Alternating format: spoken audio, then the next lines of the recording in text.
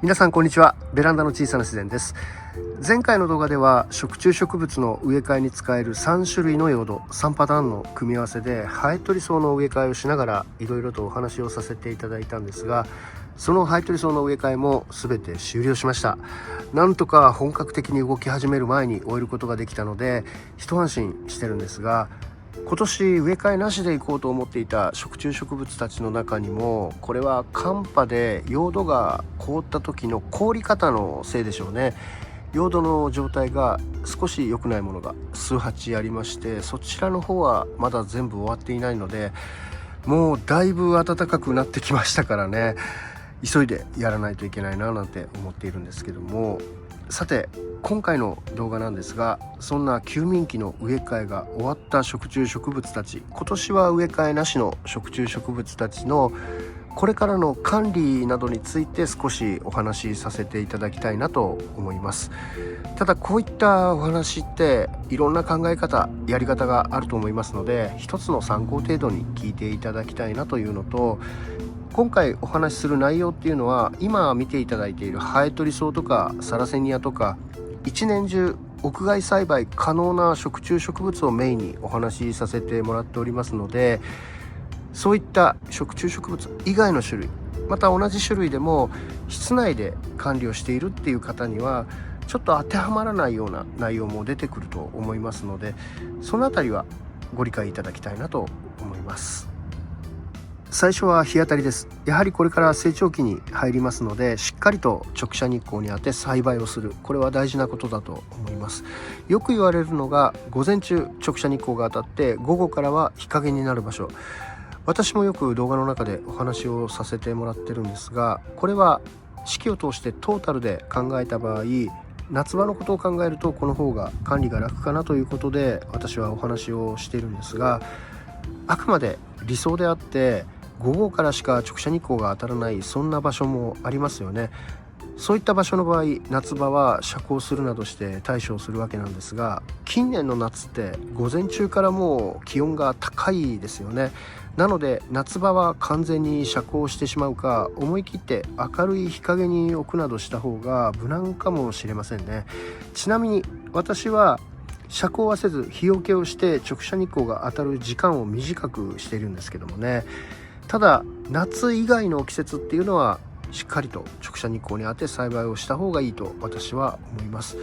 こちらのハエトリソウもそうですけども、特にサラセニアなんかは強い光を好みますので、しっかりと直射日光に当ててあげることで元気に成長してくれると思います。次は水やり、湿度、風通しです。まず水やりなんですが、食虫植物ってジメジメとした湿地帯に生えているものが多いので、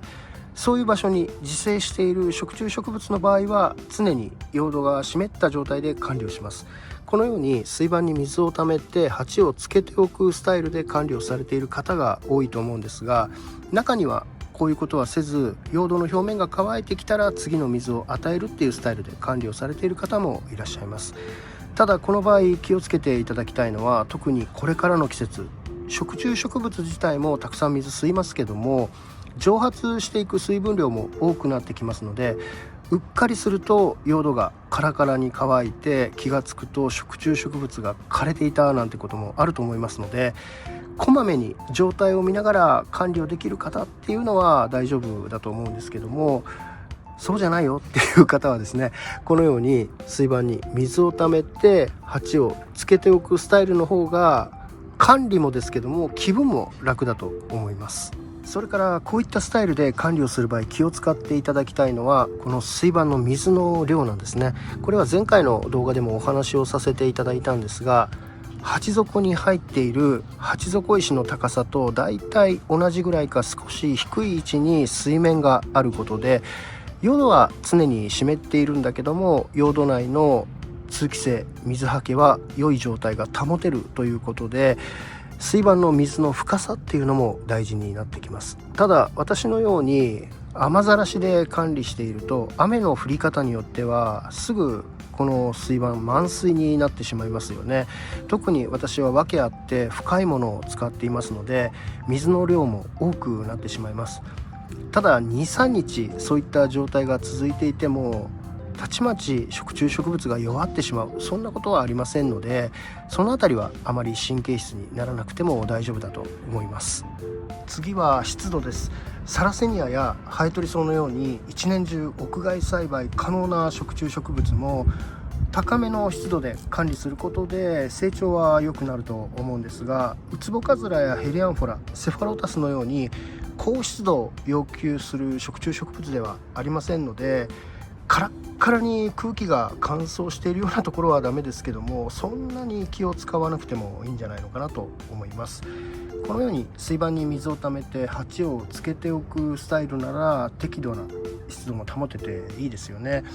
続いては風通しです。よく風通しよくって言われますけども、常に強い風がビュンビュンと吹いているところはダメですよね。それこそ湿度が下がってしまいます。個人的には空気によどみがなく常に緩やかに動いているような場所がいいと思います。空気によどみがありますと害虫も寄ってきやすくなりますし、またその害虫を介して病気になっちゃったなんてこともあると思いますので、空気によどみがない風通しの良いところっていうのは大事ですよね。今病害虫のお話ししましたけども、これからの時期そういうのが増えてくると思いますので注意が必要ですよね。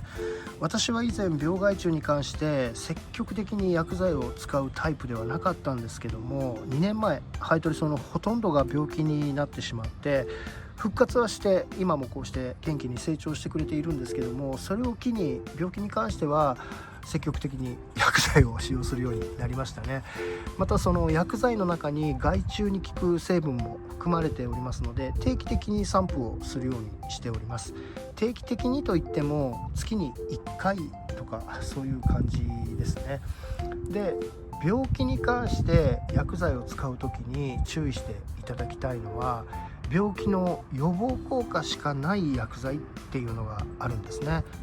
全然病気じゃない食虫植物に予防として薬剤を散布する場合はそれでも大丈夫なんですけども、完全に病気になってしまっている食虫植物に病気の予防効果しかない薬剤をいくら散布しても効果ありませんから、治癒効果のある薬剤っていうのを使用するようにしてください。なので私は治癒効果、予防効果両方ある薬剤を使用しております。次は食虫植物の手入れについてです。手入れといっても去年からついている古い捕虫用で枯れているものがあればそれをカットするっていう程度だと思うんですが、このサラセニアに関しては初心者の方どの程度カットすればいいんだろうって迷っている方もいらっしゃると思うんですね。でこれ私はの場合なんですが、例えば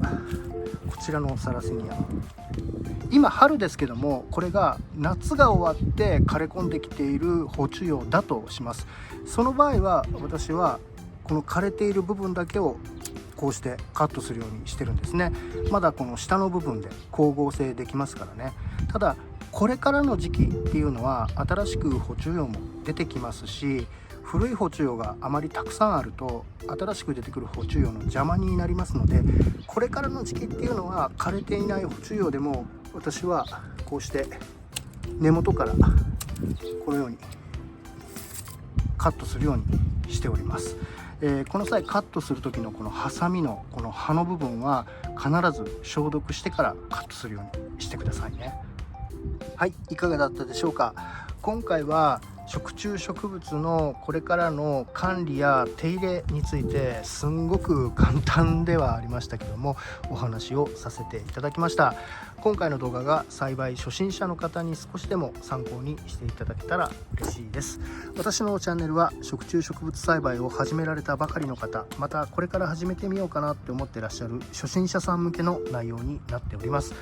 これからも食虫植物に関するいろんな動画アップしていきますので、どうぞよろしくお願いします。